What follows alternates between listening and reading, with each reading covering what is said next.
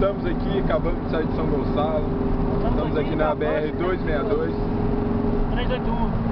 262, subindo é 262. É 381. Subindo é 262, descendo é 381. Estamos aqui com o Cabeção no volante. Cabeção, mostra aí, Cabeção. Cabeção. Pode crer. Cabeção lá atrás também. Tá no zoom, eu não consegui tirar. Então tá bom. Estamos aqui na espera de filmar alguma coisa importante hoje. Será que vai acontecer alguma coisa hoje? Caçadores de doideira. O caçador de doideira é paia, viu, Zé? Nossa, Zé. Credo, é que você viu isso?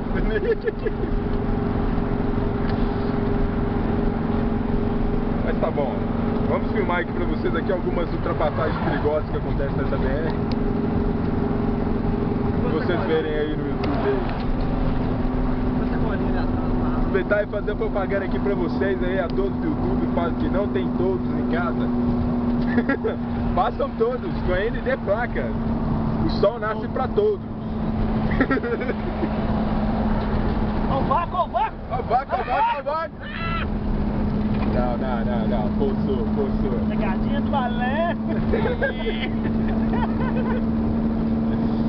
Mas tá bom. Olha aquele carro ali, cara.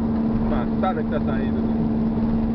Aí, Cabeção, precisar de caminhão multi, ó. Você sabe que é, né? Que ele é caminhão com a lenha? Cabeção, acelera esse carro, tá muito devagar. Então anda da gente aí, ó. Ó.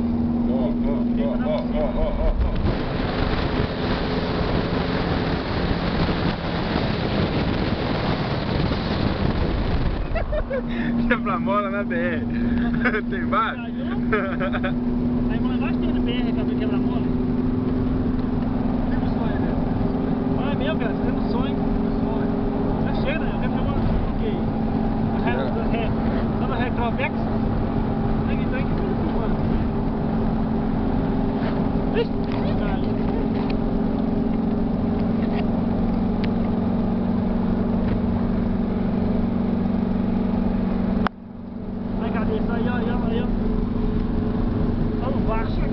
Ultrapassagem, gente. Vamos filmar a ultrapassagem pra vocês.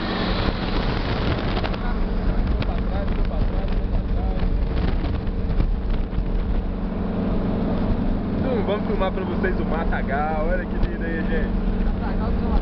Uma casinha no meio do nada.